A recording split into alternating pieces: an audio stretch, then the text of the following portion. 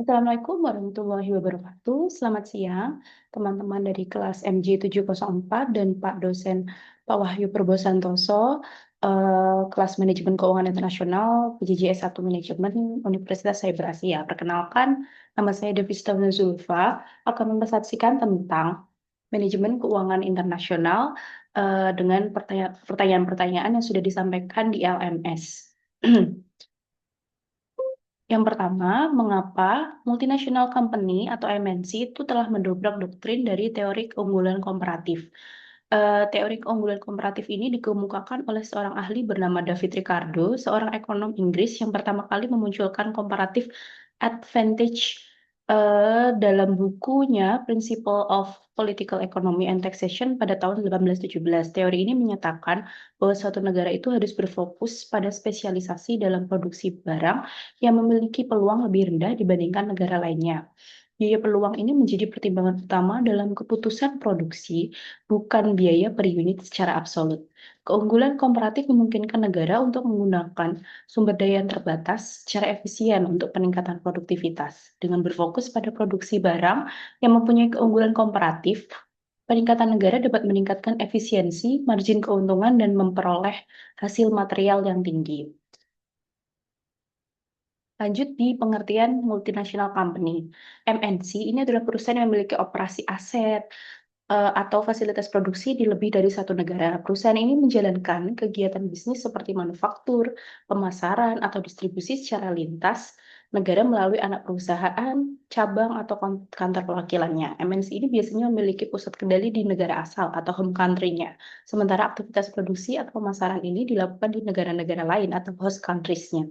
Tujuan utamanya tentu saja untuk memanfaatkan peluang pasar global, efisiensi biaya, serta akses terhadap sumber daya, teknologi, atau tenaga kerja yang lebih komparatif atau kompetitif. Nah, ini adalah cara multinational company mendobrak teori keunggulan komparatifnya. Yang pertama di mobilitas faktor produksinya.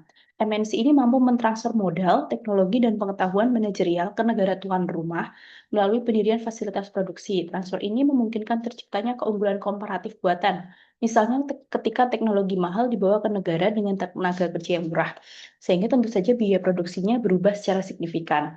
Akibatnya, pola perdagangan tidak lagi sekedar ditentukan oleh perbedaan sumber daya alam yang melekat pada sebuah negara. Ada yang kedua di spesialisasi intraperusahaan, di mana MNC ini memecah rantai produksi ke berbagai negara sehingga perdagangan tentu saja lebih banyak terjadi di antar cabang perusahaan, bukan antar negara seperti dalam teori yang klasik. Penempatan produksi ini ditentukan oleh efisiensi biaya, bukan keunggulan komparatif, sehingga pola perdagangan lebih mencerminkan strategi kompetitif MNC daripada faktor produksi nasional. Yang ketiga, ada di pengaruh terhadap alokasi sumber daya. MNC ini mengubah alokasi sumber daya tuan rumah dengan menempatkan produksi berdasarkan efisiensi biaya, sehingga negara beralih dari keunggulan komparatif alami menuju ke produksi yang dibutuhkan rantai pasok MNC. Investasi dan teknologi juga di bawah MNC juga mengubah struktur di industri, sehingga pola perdagangan tidak lagi mencerminkan faktor endowment asli. Nah, selanjutnya di proses ekspansi bisnis ke mancanegara yang dialami oleh perusahaan global.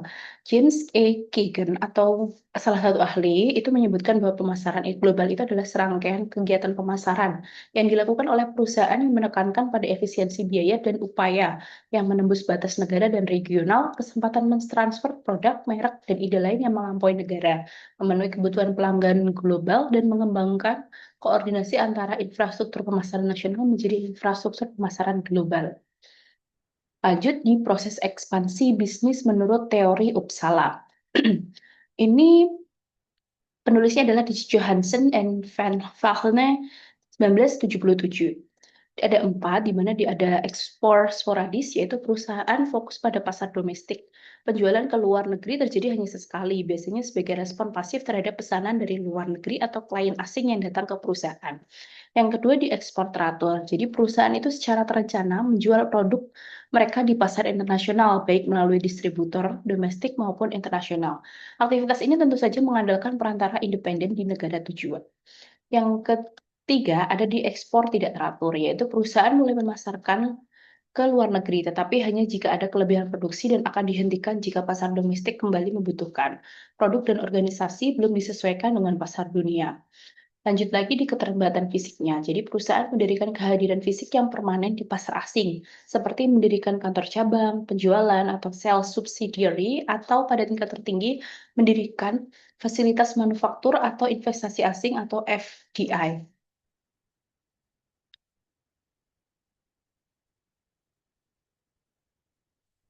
Nah, selanjutnya di tahapan ekspansi bisnis ke mancanegara oleh perusahaan global. Ada di 3, yaitu di bagian mengidentifikasi peluang pasar asing, di mana pengertian ini adalah perusahaan menilai potensi permintaan, regulasi, kompetisi, budaya, dan kondisi ekonomi untuk menentukan apakah pasar luar negeri ini layak dimasuki. Tahap ini bersifat riset dan tidak memerlukan investasi. Lanjut di bagian kedua, yaitu di bagian melakukan kegiatan ekspor tidak langsung dan ekspor langsung. Ekspor ini menjadi langkah pertama karena risikonya rendah. Pada ekspor tidak langsung, perusahaan memakai perantara, sementara ekspor langsung memungkinkan kontrol lebih besar terhadap pelanggan dan distribusi. Yang ketiga yaitu di mendirikan kantor penjualan. Ketika ekspor meningkat, perusahaan membangun kantor penjualan untuk memperkuat pemasaran, layanan pelanggan, dan pengawasan distribusi. Kehadiran di negara tujuan meningkatkan kredibilitas dan penjualan. Di bagian selanjutnya, ada di melakukan licensing atau franchising. Ekspansi pasar ini dilakukan tanpa mendirikan fasilitas produksi. Licensing ini cocok untuk perusahaan berbasis teknologi, sementara franchising itu umum pada bisnis makanan atau minuman.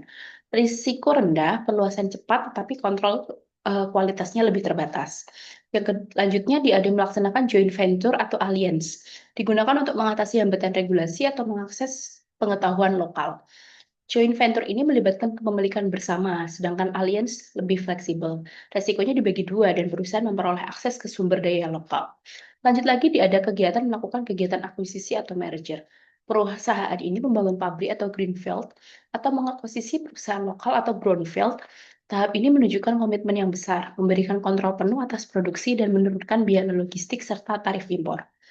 Lanjut lagi ada di bagian integrasi global. Jadi setelah operasi internasional berkembang, perusahaan itu menyatukan seluruh unit bisnisnya dalam satu sistem global. Tujuannya tentu saja untuk efisiensi, koordinasi supply chain, dan strategi operasi terpadu antar negara. Lanjut lagi di menjadi perusahaan transaksional penuh. Pada tahap ini perusahaan memiliki jaringan operasional global yang fleksibel dan mampu menyeimbangkan efisiensi global serta penyesuaian lokal. Perusahaan benar-benar berfungsi sebagai MNC atau Transnational Corporation. Nah, selanjutnya ada pertanyaan di bagian pada sistem mata uang mengembang terkendali, dapatkah kurs berfluktuasi tinggi? Jadi sistem mata uang terkendali ini adalah sistem mata uang yang mengembang terkendali merupakan rezim nilai tukar di mana kurs dibentuk terutama oleh kekuatan pasar, tetapi pemerintah tetap turun tangan ketika volatilitas dianggap mengancam stabilitas ekonomi. Dalam sistem ini, otoritas moneter tidak menentukan untuk mempertahankan satu nilai tukar tertentu. Namun demikian, otoritas moneter secara kontinu melaksanakan intervensi berdasarkan pertimbangan, misalnya cadangan devisanya menipis, atau dalam hal mendorong ekspor, otoritas moneter akan melakukan intervensi agar nilai mata uang itu menguat. Lanjut di bagian dapatkah kurs berfluktuasi tinggi pada sistem mata uang terkendali? Dalam sistem mata uang mengembang terkendali ini atau manage floating exchange rate system, nilai tukar ini ditentukan oleh mekanisme pasar, yakni interaksi permintaan dan penawaran valuta asing. Dengan demikian, kurs tetap dapat mengalami fluktuasi yang tinggi karena pergerakannya mengikuti dinamika pasar, terutama pada kondisi volatilitas global, perubahan suku bunga internasional, kondisi politik yang tidak stabil, atau arus modal jangka pendeknya. Hal ini sangat berbeda dengan sistem free floating, di mana sistem mengembang terkendali dapat intervensi secara aktif bank sentral untuk menghalangi perubahan kurs yang dianggap terlalu ekstrim. Intervensi ini dilakukan dengan beberapa kebijakan seperti operasi jual beli valuta asingnya, penyesuaian suku bunganya, pengaturan kontrol modalnya, dan yang keempat adalah kebijakan makroprudensial untuk menstabilkan pasar keuangan. Dengan demikian, meskipun fluktuasinya masih mungkin terjadi dan dapat tinggi, intensitasnya itu lebih terjaga karena bank sentral akan masuk apabila volatilitas melampaui ambang batas yang dapat mengancam stabilitas ekonomi makronya. Dalam perkembangannya, sistem ini diposisikan di antara free float dan fixed exchange rate, sehingga memberikan fleksibilitas pasar namun tetap menjaga stabilitas moneternya. Contoh negaranya seperti di Indonesia, India, Singapura, dan China, menunjukkan bahwa meski memakai manage float, volatilitas nilai tukar tetap dapat terjadi, terutama saat tekanan globalnya meningkat. Hal ini dapat dilihat bahwa BI itu menerapkan free floating with intervention, di mana pasar itu menentukan kurs. Tetapi BI melakukan stabilisasi bila volatilitasnya meningkat, misalnya saat di krisis global, taper tantrum, ataupun capital outflow besar. Nah, selanjutnya di pertanyaan apakah jelaskan alasan-alasan manajer keuangan suatu perusahaan dan investor berkepentingan dengan neraca pembayaran suatu negara. Neraca pembayaran sendiri ini ada 3 pengertian, di mana yang pertama adalah di indikator ekonomi, memberikan gambaran tentang kinerja ekonomi suatu negara dalam perdagangan internasional dan arus modalnya. Yang kedua di pentingnya keseimbangan. Jadi neraca pembayaran itu mengukur aliran uang masuk dan keluar dari sebuah negara, serta memastikan keseimbangan ekonominya. Yang ketiga yaitu di informasi berharga. Jadi neraca pembayaran ini memberikan informasi bagi pemerintah dan pelaku bisnis untuk mengambil kebijakan dan strategi ekonomi yang tepat. Lanjut di bagian komponen neraca pembayaran. Ada 3 komponen, yaitu di current account atau transaksi berjalan, di mana ada poin di ekspor-impor barang, jasa, pendapatan primer, dan transfer. Yang kedua di capital and financial account, transaksi modal dan finansial seperti arus investasi, portofolio, investasi langsung atau FDI, dan pinjaman internasionalnya. Yang selanjutnya di official reserve asset, yaitu perubahan cadangan devisa yang dilakukan bank sentral untuk menstabilkan nilai tukar. Nah, jadi mengapa manajer keuangan perusahaan itu berkepentingan terhadap neraca pembayaran? Manajer keuangan ini memperhatikan neraca pembayaran karena mempengaruhi nilai tukar, biaya modal, resiko operasional, dan peluang ekspansi internasional.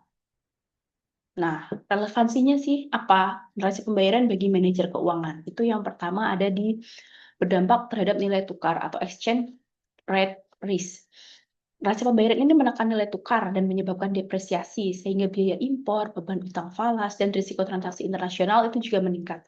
Perusahaan dengan yield utang USD juga harus menanggung beban pembayaran lebih besar saat mata uang domestiknya itu melemah. Terus yang kedua ada di memengaruhi biaya modal dan suku bunga. Arus modal keluar dalam neraca pembayaran dapat mendorong kenaikan suku bunga sehingga biaya pinjaman perusahaan meningkat, sedangkan surplus neraca pembayaran meningkat likuiditas sehingga suku bunga cenderung stabil atau turun. Yang ketiga yaitu mengevaluasi risiko ekonomi makro.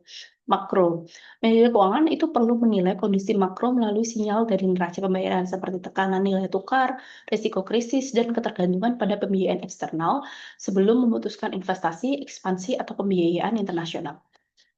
Yang keempat, ada di merencanakan cash flow internasional. Jadi, perusahaan multinasional itu perlu mengelola hedging, transfer pricing, dan repatriasi keuntungan berdasarkan kestabilan BOP karena mempengaruhi regulasi devisa dan tentu saja kontrol modalnya. Jadi, mengapa investor itu berkepentingan terhadap neraca pembayaran? Investor, terutama investor asing, FDI maupun portofolio, itu menggunakan neraca pembayaran sebagai indikator stabilitas ekonomi dan potensi pengembalian investasinya. Nah, hubungannya neraca pembayaran dengan pelaku investor itu ada di indikator stabilitas nilai tukar dan inflasi. Jadi investor itu mengamati apakah negara mengalami defisit atau transaksi berjalan besar. Defisit ini sering memicu depresiasi mata uang dan meningkatkan risiko keuangan bagi investor. Yang kedua, menilai kelayakan investasi jangka panjang. Jadi neraca pembayaran ini adalah bagian financial account, itu menunjukkan arus masuk FDI dan portofolio. Jika FDI meningkat, investor menilai negara tersebut atraktif untuk investasi. Sebaliknya, kalau arus modal keluarnya menandakan meningkatnya risiko. Terus yang ketiga ada di risiko sovereign default dan kemampuan memenuhi kewajiban internasionalnya. Jadi defisit BOP yang kronis itu menunjukkan ketergantungan pada utang luar negerinya, sehingga investor mengevaluasi risiko gagal bayar negara maupun perusahaan domestiknya. Yang keempat ada di berdampak terhadap pasar modal dan imbal hasil. Arus modal masuk memperkuat pasar saham dan obligasi. Sebaliknya, apabila capital flight atau outflow-nya itu memicu penurunan harga saat aset domestik dan menilai kebijakan risiko pasar. Selanjutnya di bagian menilai kebijakan moneter dan fiskal masa depannya. Jadi, investor itu mengantisipasi respon otoritas, misalnya intervensi cadangan devisa, perubahan suku bunga, ataupun kontrol modal yang semuanya tercermin dalam kondisi BOP-nya. Nah, kesimpulannya apa? Kesimpulannya adalah manajer keuangan maupun investor memberikan perhatian besar pada neraca pembayaran karena neraca pembayaran merupakan indikator fundamental kondisi eksternal suatu negara.